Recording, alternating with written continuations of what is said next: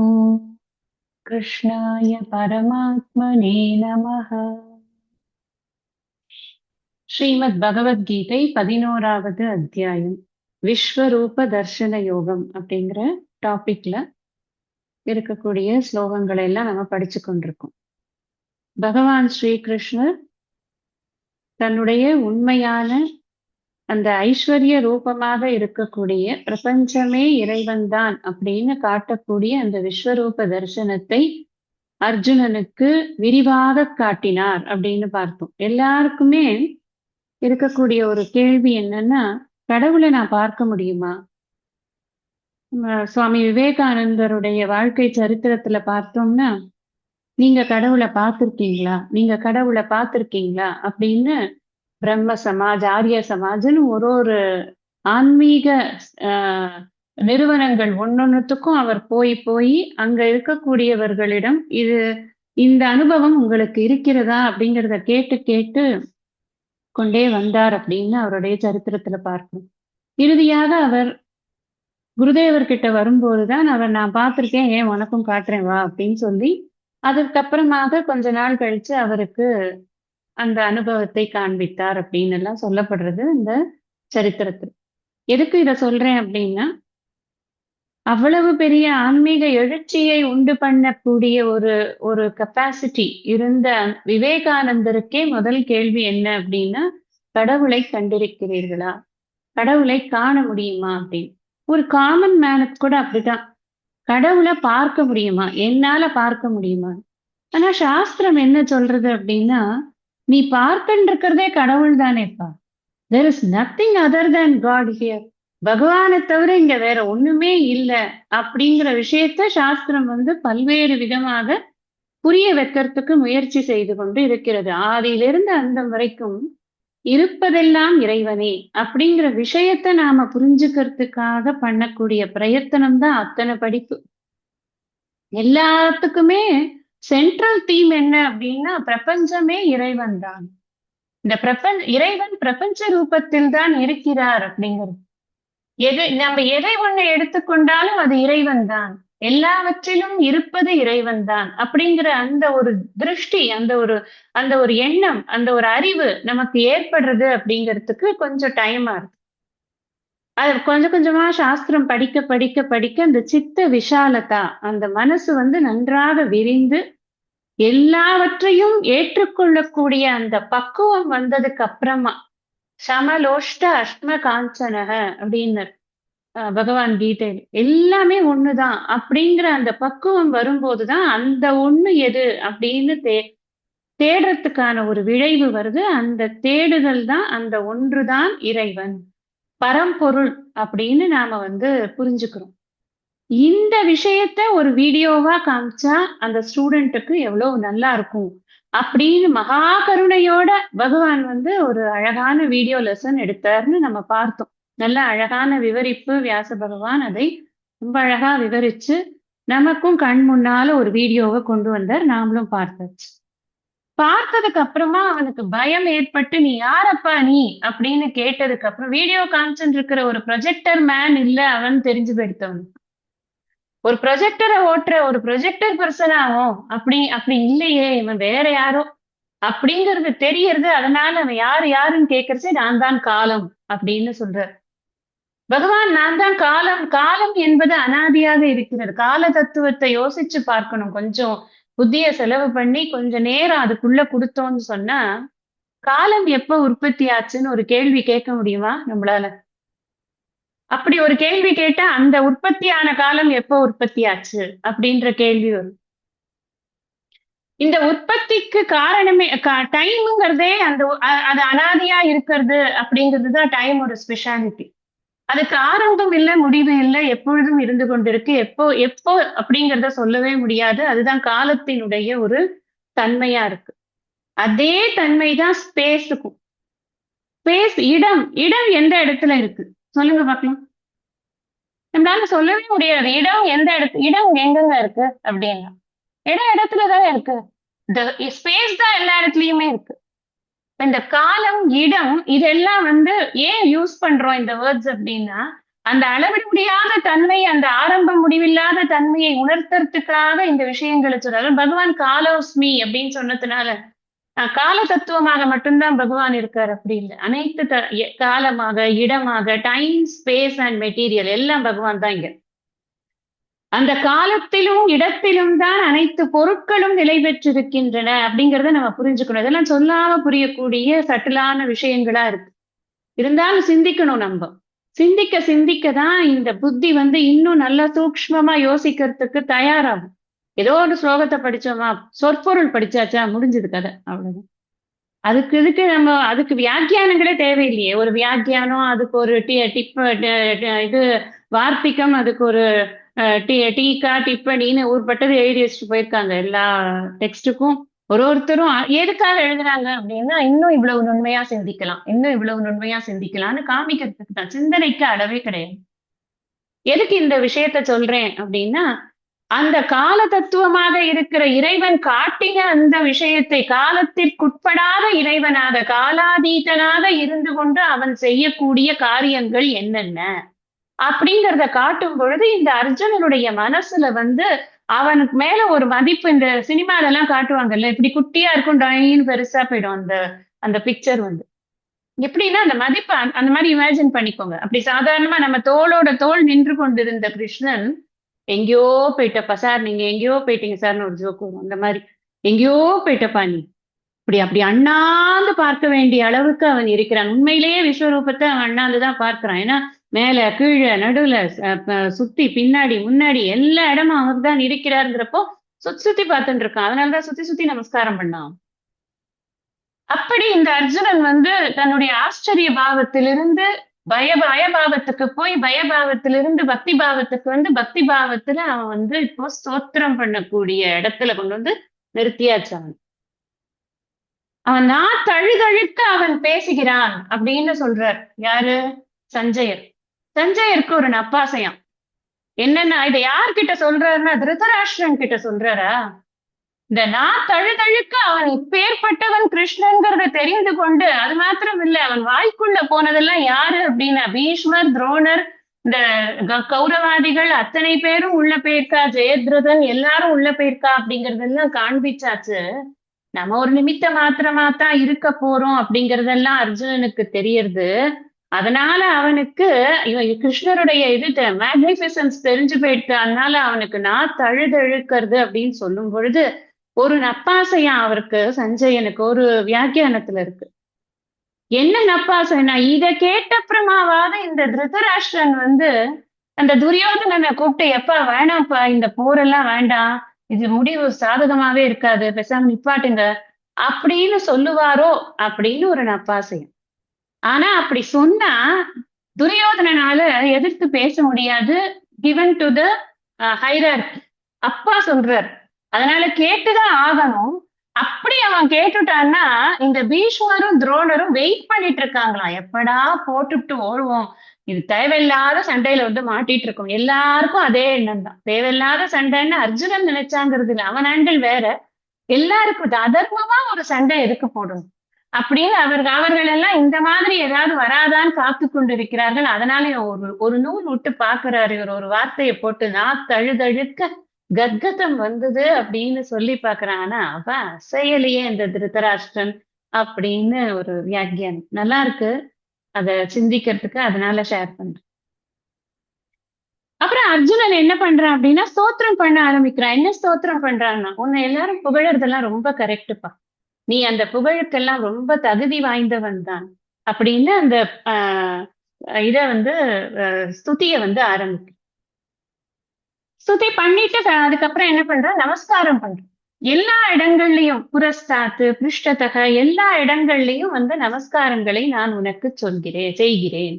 ஏன்னா இதுக்கு எல்லாத்துக்கும் உனக்கு தகுதி இருக்கு, ஏன்னா நீ அப்பேற்பட்டவனாக இருக்கிறாய், அதனால அந்த நமஸ்காரத்தை நான் பண்றேன். இது சொன்னதுக்கு அப்புறமா அவன் என்ன பண்றான், எப்ப நம்ம நமஸ்காரம் பண்றோமோ அப்ப நமக்கு அடுத்த தாட் என்ன அப்படின்னா, ஏதாவது தெரியாம தப்பு பண்ணியிருந்தா கூட மன்னிப்பு கேட்கணும். அதுதானே நேச்சுரலா வரக்கூடிய தாட். அது அர்ஜுனனுக்கு வருது. ஒரு மரியாதை வருது, மரியாதை வந்த உடனே நமஸ்காரம் பண்றான். நமஸ்காரம் பண்ணின உடனே அந்த நமஸ்காரத்துக்கு அப்புறமா அவனுக்கு க்ஷமா பிரார்த்தனைய கேட்கிறான். இந்த ஸ்லோகங்கள் 41, 42 போன வாட்டி படிச்சு பதவுரையும் பொழிப்புரையும் சொல்லியிருக்கேன். இப்ப விளக்கம் மட்டும்தான் அதுக்கு பாக்கி நான் இப்ப சொல்ல போறேன். ஸ்லோகங்கள் மட்டும் ஒரு வாட்டி படிச்சுட்டு அப்புறம் உங்களுக்கு விளக்க வருது. सखेति मत्वा प्रसभं यदुक्तम् हे कृष्ण हे यादव हे सखेति अजानता महिमानं तवेदम् मया प्रमादात् प्रणयेन वापि यच्चावहासार्थमसत्कृतोऽसि विहारशय्यासनभोजनेषु एकोऽथवाप्यच्युत तत्त्वसक्षम् तत्क्षामये त्वामहमप्रमेयम्.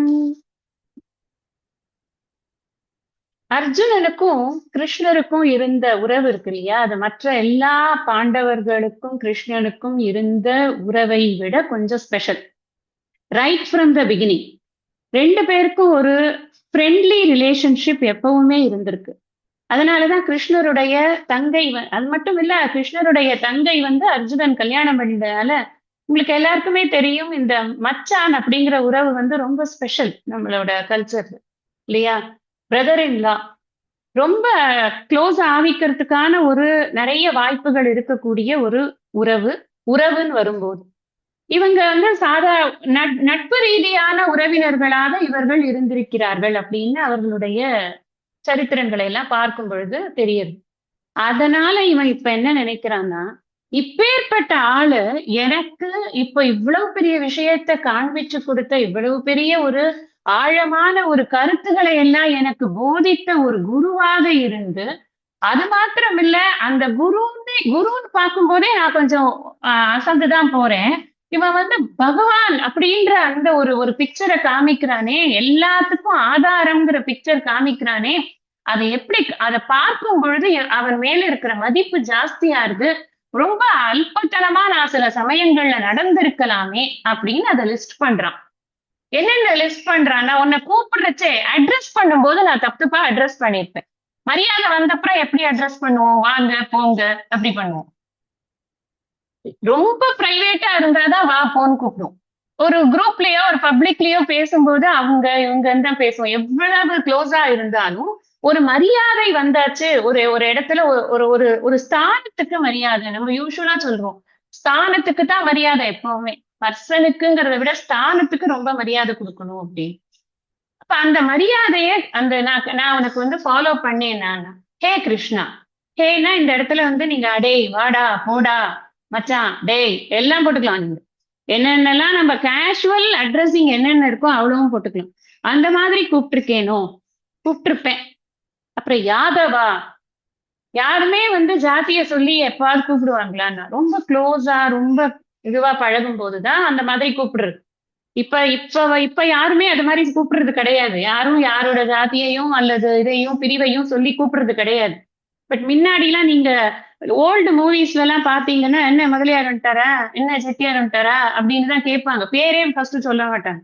சோ அப்போ அதெல்லாம் ரொம்ப கேஷுவல் அட்ரஸிங்கா இருந்திருக்கு. கேஷுவல் அட்ரஸிங் இஸ் அலவுடுன்னு இருந்திருக்கு. அந்த மாதிரி இருக்கிற சமயத்துல இது இன்னும் முன்னாடி எத்தனையோ வருஷம் முன்னாடி. அப்ப நான் உன்னை யாதவா அப்படின்னா, தமிழ்ல சொல்லும் போது இடைப்பயலே அப்படின்னு டிரான்ஸ்லேட் பண்றாங்க. ஏதோ ஒண்ணு அதாவது என்னன்னா, அது ரொம்ப க்ளோஸ்னஸ காமிக்கக்கூடிய ஒரு இதை நான் பண்ணியிருக்கேனா, அந்த மாதிரி நான் ஏதாவது பண்ணினேனா, அது நான் பிரமாதாத்து கவனக்குறைவா பண்ணியிருப்பேனோ, இல்லைன்னா வேணும்னே கூட பண்ணியிருப்பேன். ஏன்னா எனக்கு நீ ரொம்ப க்ளோஸ், நான் உன்னை கூப்பிடணும் அப்படின்னா, ஏ கிருஷ்ணா இங்க வா அப்படின்னு கூப்பிட்டுருக்கலாம். கிருஷ்ணர் அவர்களே இங்க வாருங்கள் அப்படின்னு ஒரு வாட்டி நான் சொல்லியிருக்கணும்னு அவசியம் கிடையாது. நான் அந்த மாதிரி நிறைய பண்ணியிருப்பேன். என்னோட ஃப்ரெண்டு தானே அப்படின்னுட்டு ரொம்ப துடுக்கா அவங்ககிட்ட நான் பேசியிருப்பேன். நீ ஏதாவது சொல்ல வந்திருப்ப, நான் மறிச்சு ஏதாவது ஒரு வார்த்தையை சொல்லியிருப்பேன். பிரசபம் அப்படிங்கிற பிரசவம்னா சும்மா வம்பு இழுக்கிறது. சும்மா போறவன வம்பு இழுக்கிறது. எங்க வா என்ன நினைச்சிட்டு இருக்க அப்படின்னு சும்மா அவர் கேட்கிறோம். அது யாரை கேட்போம்னா, ரொம்ப ஃப்ரெண்டா இருந்தாதான் கேட்போம். சும்மா போற வரவன் எல்லாம் நம்ம கூப்பிட்டு வம்பு இழுப்போம் என்ன, அதெல்லாம் வம்பு இழுக்க முடியாதுங்க. அந்த க்ளோஸ்னஸ் எனக்கு அந்த மாதிரி ஒரு இதை கொடுத்துருத்துப்பா நான் செஞ்சிருப்பேன். அப்புறம் அடுத்தது சொல்றேன், சில இடங்களை லிஸ்ட் பண்ணி சொல்றாரு. என்ன இடங்கள்னா விஹார ஷையா ஆசன போஜனேஷு அப்படின்னு சொல்றோம். விஹாரன்னு சொன்னேன், ஒரு தடவை சும்மா ரெண்டு பேரும் சேர்ந்து ஜாலியா ஒரு தோட்டத்துல நடந்து போறோமோ, இல்ல வா விளையாடலாம் அப்படின்னு ஏதாவது சடுகுடு விளையாட போனோமோ, இல்ல ஒரு குஸ்திக்கு விளையாட போனோமோ, ஏதோ ஒண்ணு பண்ணும் பொழுது உன்னை நான் மரியாதை இல்லாம டாய் வாடா இங்க ஏன்டா வந்த அப்படி இப்படின்னு ஏதாவது பேசிவிட்டேனா, இல்ல என்னோட ஆக்ஷன்ஸ் ஏதாவது உனக்கு உன்னை ரொம்ப ஹர்ட் பண்ற மாதிரி ஏதாவது பண்ணியிருப்பேனோ, அப்படி பண்ணியிருக்கலாம். ஷையா ஷையான்னு சொன்னா ரெண்டு பேரும் சேர்ந்து படுத்து கொண்டு இருக்கும்போது நான் உன்கிட்ட வந்து ஏதாவது ரொம்ப சாதாரணமா உன்கிட்ட மரியாதை இல்லாம பேசிட்டேனா.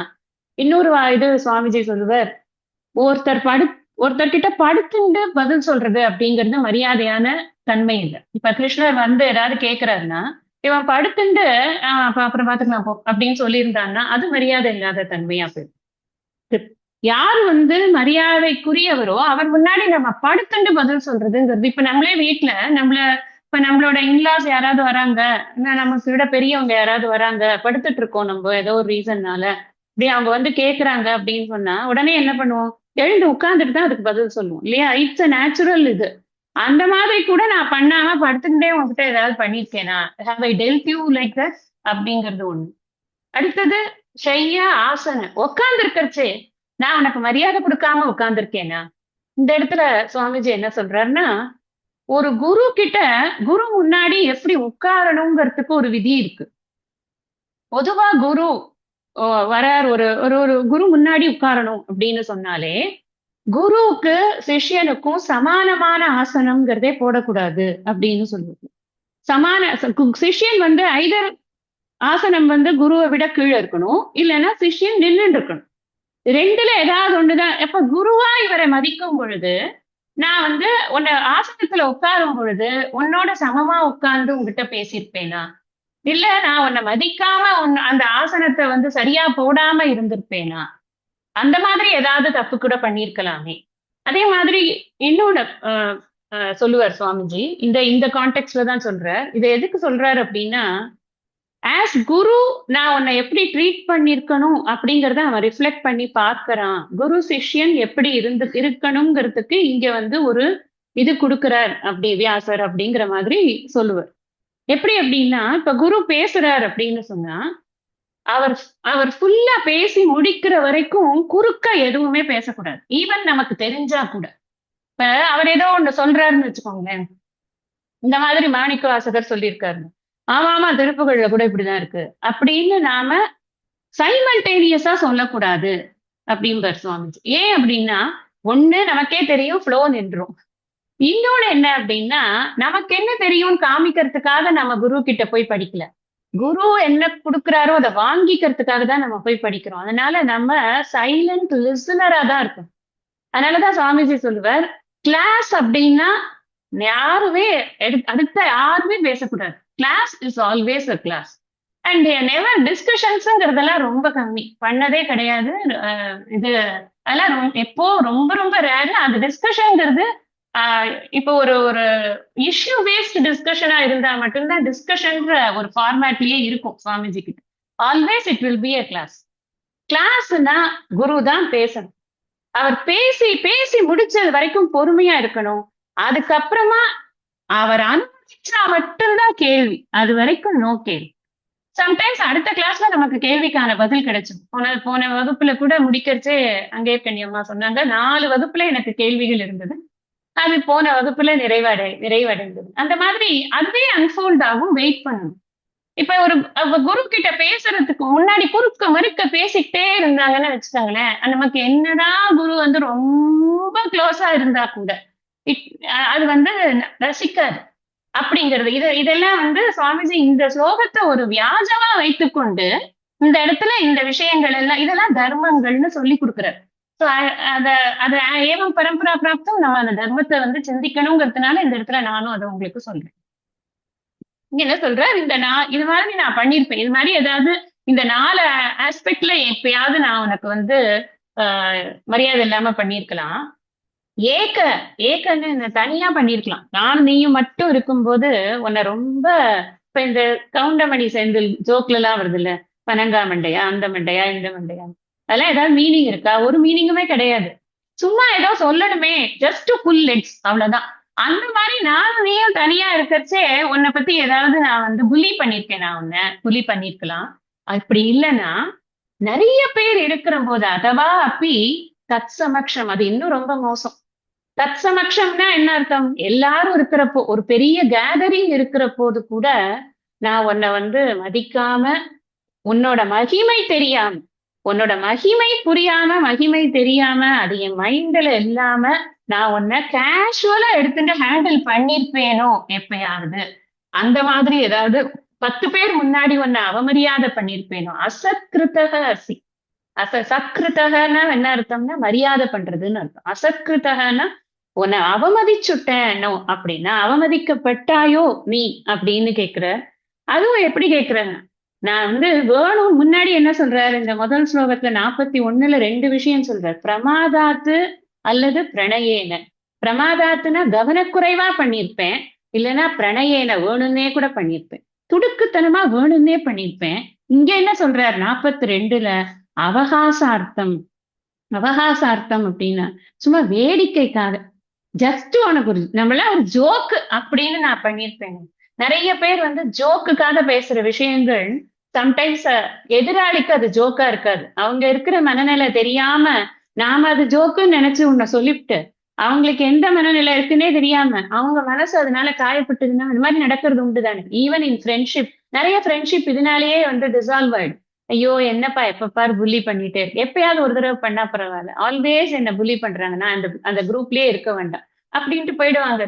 அந்த மாதிரி யாரையும் என்னன்னா எல்லாருக்கும் மரியாதை கொடுத்துருக்கணும், எந்த ஒரு இதுவா இருந்தாலும். இங்க கேக்குறது எதுக்காகன்னா, நீ இவ்வளவு பெரிய ஆளா இருக்கியே, உன்னை நான் வந்து நம்மளோட ஜேர்னி ஆஃப் லைஃப்ல நான் ஏதாவது ஒரு சந்தர்ப்பத்துல வேணும்னோ, இல்ல கவனக்குறைவாவோ, இல்ல வேடிக்கையாவோ நான் உன்னை மரியாதை இல்லாம பேசினாலோ இல்ல நடந்திருந்தாலோ இருந்திருக்கலாம். உன்னை அட்ரஸ் பண்றதுல மரியாதை இல்லாம இருந்திருக்கலாம். ஹே Achyuta, that is more important. ஹே அச்சுத. அச்சுதன்னு சொன்னா என்ன அர்த்தம்னா தன் நிலையிலிருந்து வழுவாதவன் அப்படின்னு அர்த்தம். இப்ப சில பேர் பார்ப்போம், ஒரு குரூப்ல இருப்பாங்க, அவங்களுக்கும் நல்லா ஜோக்லாம் அடிக்க தெரியும். ஆனா என்ன பண்ணுவாங்கன்னா, யாராவது ஜோக் அடிச்சுட்டே இருந்தா கூட, ஏதாவது பேசிட்டே இருந்தா கூட, சும்மா அந்த கேஷுவல் டாக்ஸ் நடந்த இவங்க சைலண்டா கம்முன்னு இருப்பாங்க. அது அவங்க அந்த இதுல இருந்து நழுவவே மாட்டாங்க, சேம் ஸ்டேட்டஸ்ல இருப்பாங்க அந்த மைண்ட். அந்த மாதிரி பகவான் வந்து தன்னோட நிலையிலிருந்து நழுவாதவர்னு வச்சுக்கலாம். இன்னொன்னு என்னன்னா, பகவான் வந்து விகாரமே இல்லாத ஒரு நிலையில் இருக்கிறார். அதனால அவருக்கு இந்த மாறுபாடுகள், என்ன மாறுபாடுகள், என்னடா நீ என்ன பத்தி என்ன பேசுன, அதை எப்படி நீ பேசுற, உனக்கு என்ன அந்த ரைட் இருக்கு அப்படின்னு எல்லாம் கேட்கறது எல்லாம் கிடையாது. நீ நீ பேசுறியா, அறியாம பேசுறியா, பேசிக்கோ, நோ ப்ராப்ளம். அதனாலதான் அவருக்கு வந்து சுகதுக்கே சமயகிருத்வா அப்படிங்கிற விஷயத்த அவர் அனுபவிக்காம ஒன்னும் யாருக்கிட்டையும் சொல்லல. அவருக்கு வந்து பாண்டவர்களுக்காக தூது போன போது அனுபவிக்காதத இதுவா பிரச்சனைகளா, அவரை அவமானப்படுத்தலையா அவன் துரியோதனன்? ஆனா கண்டுக்கவே இல்லை. ஆனா தெரியும் அவருக்கு எந்த இடத்துல எப்ப ஆப்பு வைக்கணும் அப்படின்னு அவருக்கு நல்லா தெரியும். எதுக்கு அதை ஆப்பு வைக்கிறதுன்னு ஏன் சொல்றேன்னா, தர்மத்தை எப்ப வந்து காண்பிச்சு நிலைநாட்டணும்னு அவருக்கு தெரியும். சும்மா எப்ப பார்த்தாலும் இமோஷனலி டிஸ்டர்ப்டு பர்சனா அவர் இருக்கிறது கிடையாது. சோ அதனால சொல்றான், அச்சுத, தன் நிலையில் தாழாமல் இருக்க, இயல்பிலிருந்து நீங்காமல் இருக்கக்கூடியவரே, வழுவாத இருக்கக்கூடியவரே. அது மாத்திரம் இல்ல, அப்பிரமேயம். அப்பிரமேயம் அப்படின்னு சொன்னா, பிரமேயம் அப்படின்னா அளவுக்கு உட்பட்டதா இருக்கு. அப்பிரமேயம்னா என்ன, அளவிட முடியாததாக இருக்கு. அதாவது இன்னொருத்தரோட கம்பேரே பண்ண முடியாது. இப்படித்தான் இது மாதிரி இருப்பான் கிருஷ்ணன், அப்படி சொல்ல முடியாது. மேட்ச்லெஸ் பர்சனாலிட்டி அப்படிங்கிற இந்த இடத்துல பர்சன் கிடையாது, பர்சனாலிட்டி. இந்த மேட்ச்லெஸ் பர்சனாலிட்டி பா உன்னோடது, உன்ன மாதிரியான ஒரு இதை வந்து நான் பார்த்ததே கிடையாது. அதனால நீ வந்து இந்த நீ எனக்கு என்ன பண்ணணும் அப்படின்னா, இந்த மாதிரி நான் பண்ணிருக்கிற தப்பு எல்லாத்தையும் தயவு செய்து மன்னிச்சிடும். தத் க்ஷாமையே, நீ என்னை மன்னிக்க வேண்டும். ஏன் அப்பிரமேயம் சொன்னார்னா, கம்பேர் பண்ணணும் அப்படின்னு சொன்னா உலகியல் இயல்புகளோட தான் கம்பேர் பண்ண முடியும். ஆனா பகவானுக்கு இருக்கிற இயல்புகள் உலகியல் இயல்புகளுக்கு அப்பாற்பட்டது. அதனாலதான் பியாண்ட் வேர்ல்ட்லி கம்பேரிசன்ஸா இருக்கார் பகவான். அப்படி இருக்கார் அப்படிங்கிறதுனால அவருக்கு அந்த அப்பிரமேயம் அப்படிங்கிற வார்த்தையை யூஸ் பண்ணிருக்கு. சோ எனக்கு நீ மன்னிப்பை கொடு அப்படின்னு கேட்கிற. தொடர்ந்து கிட்டத்தட்ட அதே விஷயம்தான் இன்னொரு 2-3 ஸ்லோகம். அதுக்கப்புறமா அவருடைய பிரார்த்தனையை ஆரம்பிக்கும். பார்க்கலாம். இப்போ அடுத்த ஸ்லோகத்தை படிக்கலாம். பிதாசி லோகஸ்ய சராச்சரஸ்ய வமஸ்ய பூஜ்யश्च கருர்கரீயான் न त्वत्समोऽस्त्यभ्यधिकः कुतोऽन्यः லோகத்ரயேப்யப்ரதிம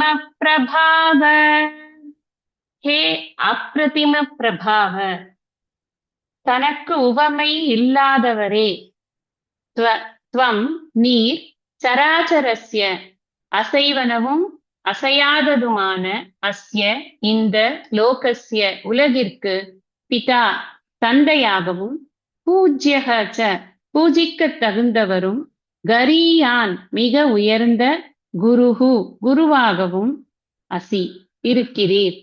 லோகத்ரயே அபி மூவுலகங்களிலும் துவத் சமக அபி உமக்கு சமமானவரும் ந இல்லை.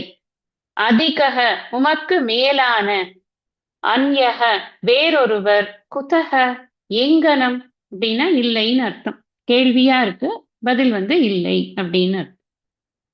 தனக்குவமை இல்லாதவரே, அசைவனவும் அசையாததுமான இந்த உலகிற்கு தந்தையாகவும் பூஜிக்க தகுந்தவரும் மிக உயர்ந்த குருவாகவும் இருக்கிறீர்.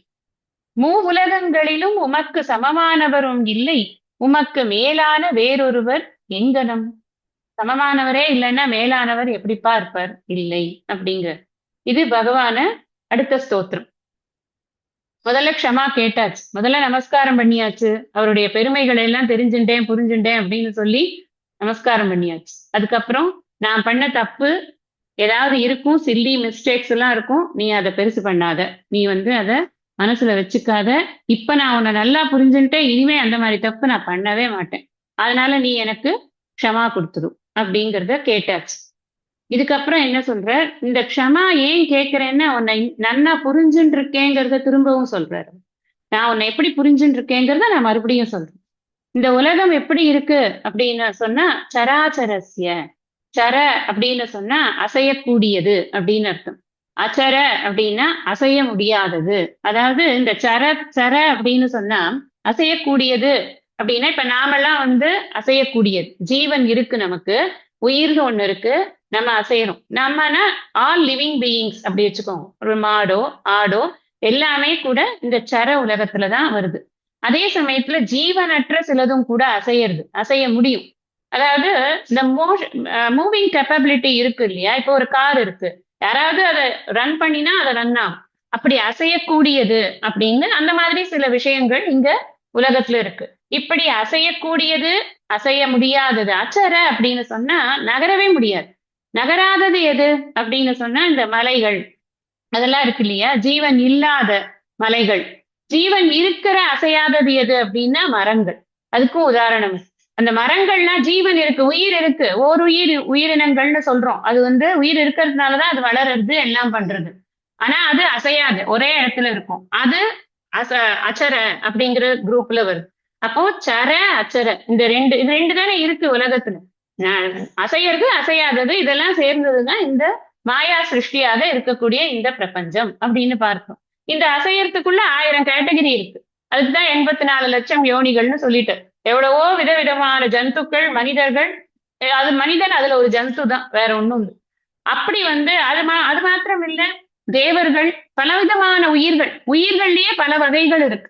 அப்படி எல்லாமே இது எல்லாத்துக்கும் நீ எப்படி இருக்க? அசையறது அசையாதது எல்லாம் சேர்ந்து இருக்கக்கூடிய இந்த உலகத்திற்கு நீ யாரா இருக்கப்பா அப்படின்னா, நீ பிதாவாக இருக்கிற. பிதான்னு சொன்னா இந்த இடத்துல நம்ம புரிஞ்சுக்கணும், காரணமாக இருப்பது, ஒரு பிறப்புக்கு காரணமாக இருக்கிறது. காசல் எஃபெக்ட் யாரு அப்படின்னா அந்த பரம்பொருள் தான் காஸ். மற்றது எல்லாம் எஃபெக்ட்ஸ் தான். வந்திருக்கிறது பூரா அந்த காஸ்ல இருந்து உண்டானதுதான். அந்த காஸ் தான் எல்லா இடத்துலயுமே இருக்கு. காரணம் தான் காரியம் யாவிலும் விரைந்து நிரம்பி இருக்கிறது. இப்பதான் படிச்சோம் நம்ம, காரண காரிய சம்பந்தம். அதனால பிதா அப்படின்னு சொல்லும் போது ஒவ்வொரு உயிரும் உன்னிலிருந்துதான் தோற்றுவிக்கப்பட்டிருக்கிறது. உன்னுடைய அனுகிரகத்தினால்தான் அதெல்லாம் இருக்கு. நீ அனைத்திலும் நிறைந்து இருக்கிறாய். மயாதகம் இதம் சர்வம் ஜெகத் அவ்யக்த மூர்த்தினா அப்படின்னு சொன்ன, அனைத்திலும் இருக்கிறேன் நான். அதனால நீ பிதாவாக இருக்கிறார், தந்தையாக இருக்கிறாய். தந்தைக்கு இன்னொரு இது என்ன? காப்பாற்றுவது. எல்லாவற்றையும் காக்குற, அதான் படைத்தல், காத்தல், ஒடுக்குதல் எல்லாமே நீதான்ப்பா பண்ணிட்டு இருக்க. அதனால நீ அந்த பிதாங்கிறதுக்கு காப்பது அப்படிங்கிறது பிதாவுடைய முக்கியமான தொழில். வேலையே என்ன? ஒரு குழந்தை பிறந்ததுன்னா அந்த குழந்தைய வந்து காப்பாத்தணும். அதானே பிதாக்கு வேலை. அந்த காப்பது அப்படிங்கிற வேலையை நீ பண்றதுனாலயும் நீ பிதாவாக இருக்கிறாய். நீ எனக்கு அப்பா அப்படிங்கிற. எப்போ நிறைய இடங்கள்ல வந்து எந்தையே, எம்பிரானே அப்படின்னு மாணிக்க வாசகர் அட்ரஸ் பண்றார். எந்தையே அப்படின்னா எனக்கு தந்தையே. அந்த இடத்துல எனக்கு தந்தைனா என்னை தோற்றுவித்த காரண பொருளே அப்படின்னு அர்த்தம் இருக்கு. அந்த என்னை மட்டும் தோற்றுவித்த காரண பொருள் இல்ல, இந்த ஜெகத், அததான் சராச்சரம்னு சொல்லிட்டார் மொத்தமா. எல்லாத்துக்குமான காரண பொருளாக நீதான் இருக்கிறாய். அடுத்தது பூஜ்யகச்ச. யார பூஜிக்கலாம்? நாம இப்ப நிறைய நரஸ்துதி தான் பார்த்துட்டு இருக்கோம் உலகத்துல. நம்ம எதை திறந்தாலும் அவர் அப்படி, அவர் இப்படி, அதை பண்ணார், இதை பண்ணார்.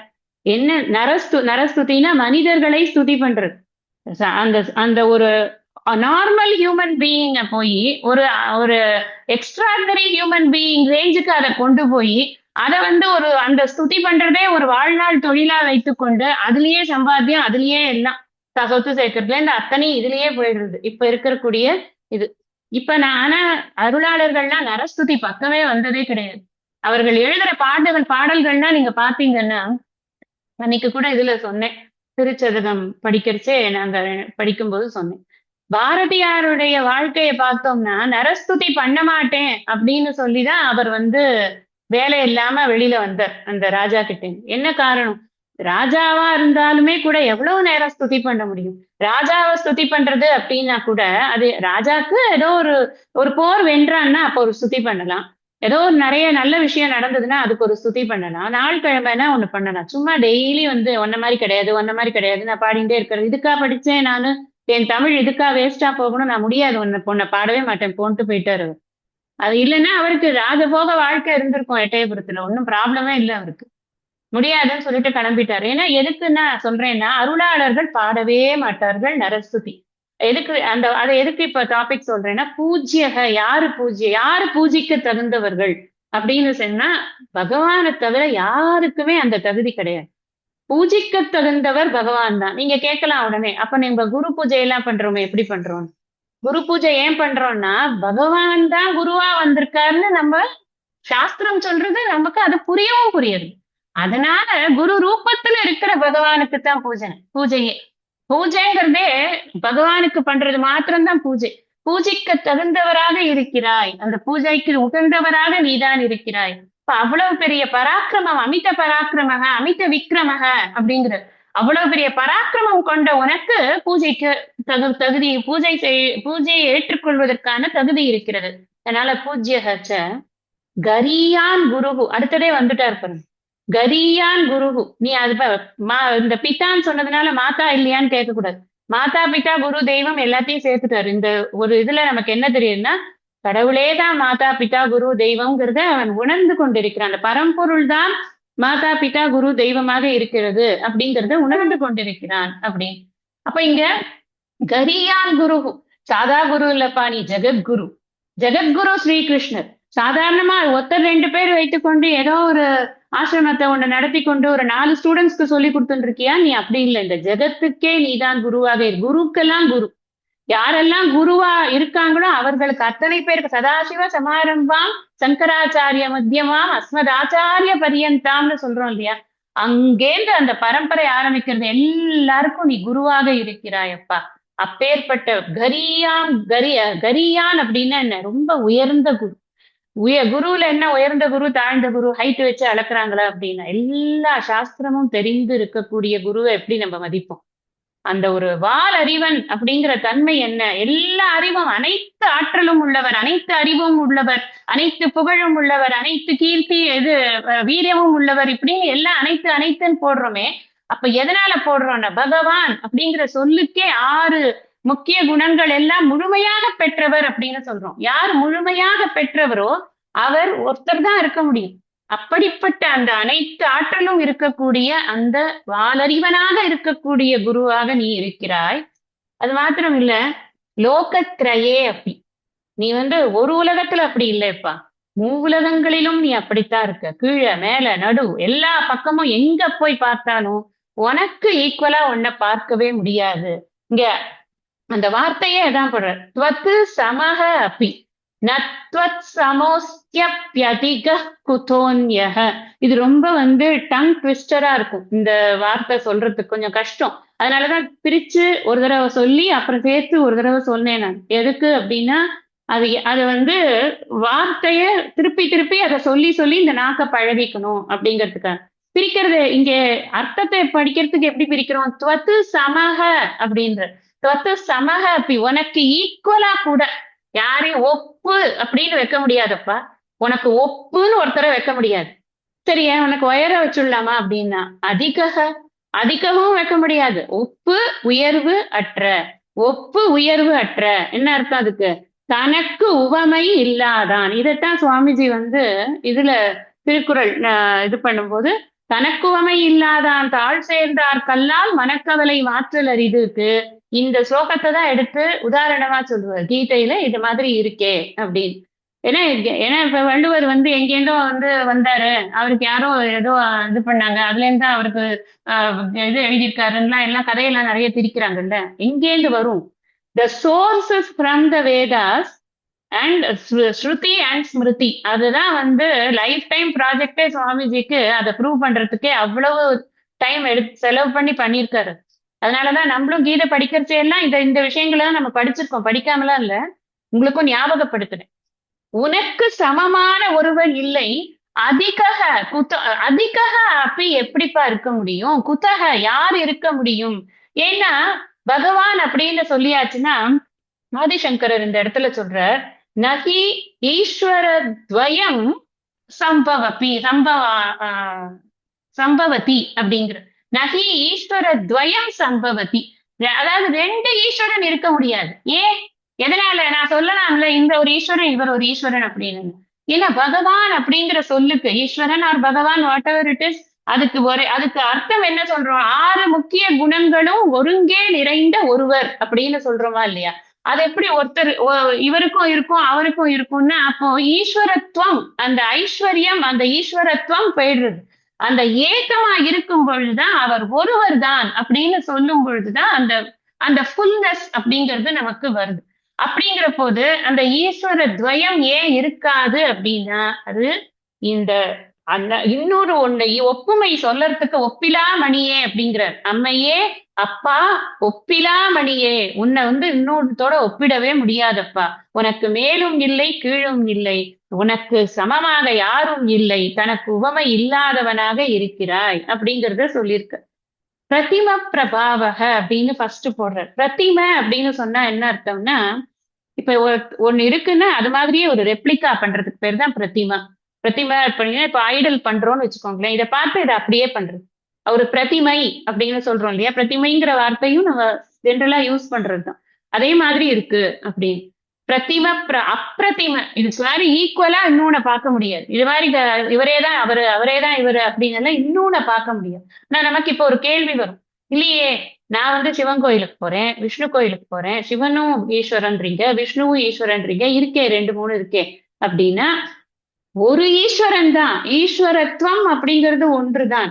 நம்முடைய ஆசைக்காக நம்முடைய சௌகரியத்துக்காக வேலைகளை பகிர்ந்து கொடுத்து ஒருத்தர் காப்பாரு, ஒருத்தர் படைப்பாரு, ஒருத்தர் ஒடுக்குவாரு அப்படின்னு நம்ம அதை பிரிக்கிறோம் நம்ம புரிதலுக்காக. அப்படித்தான் இறைவன் பலவாக நமக்கு காட்சி அளிக்கிறார். ஒரே சர்க்கரையில செஞ்ச பல மிட்டாய்ஸ் அப்படின்னு நம்ம புரிஞ்சுக்கணும். அதனால ஈஸ்வரன் அப்படிங்கிறவர் ஒருத்தர் தான் இருக்கார். அந்த ஒருத்தர் தான், அந்த பகவான் ஒருத்தர் தான் இருக்கார். பரம்பொருள் ஒன்றுதான் இருக்கிறது, உனக்கு அந்நியமாக வேற எதுவும் இல்லை அப்படிங்கறத இங்க சொல்ற. அடுத்தது தஸ்மாத் பிரணம்ய பிரணிதாய காயம் பிரசாதயே த்வாமஹமீஷமீட்யம் பிதேவ புத்ரஸ்ய சகேவ சக்யுஹு பிரிய பிரியார்யாஹசி தேவ சோடும்.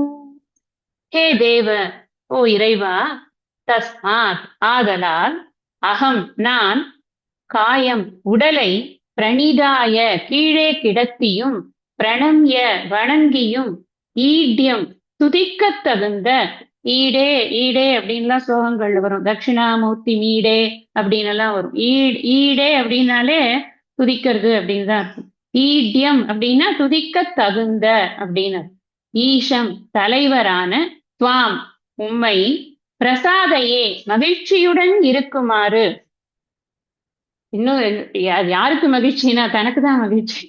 மகிழ்ச்சியுடன் இருக்குமாறு வேண்டுகிறேன். பிரசாதையே புத்திரஸ்ய மகனுடையதை பிதா இவ தந்தை போலும், சக்யுகு நண்பனுடையதை சகா இவ நண்பன் போலும், பிரியாயாக அன்புக்கு உரியவளுடையதை பிரியக அன்பன் இவங்கிறத நம்ம சப்ளை பண்ணிக்கணும். அன்பன் போலும் அப்படிங்கிறத சப்ளை பண்ணிக்கணும்.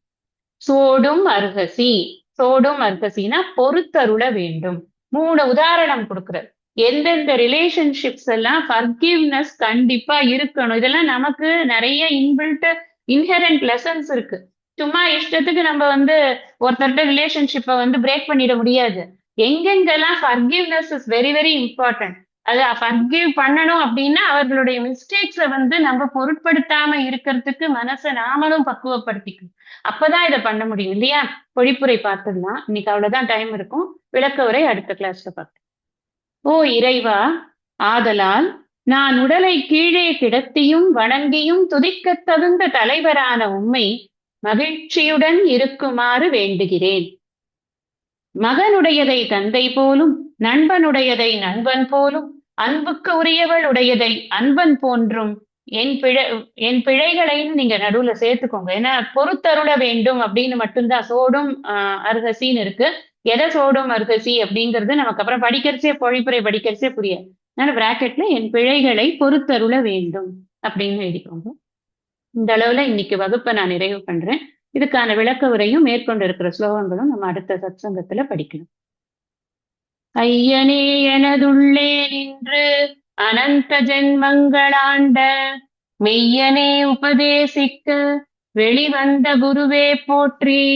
உய்யவே முக்தி நல்கும் உதவிக்கோர் உதவினாயேன் செய்யுமார் ஒன்றும் காணேன் திருவடி போற்றி போற்றி. நிறைவு பிரார்த்தனை. அறிவிலே தெளிவு, நெஞ்சிலே உறுதி, அகத்திலே அன்பினோ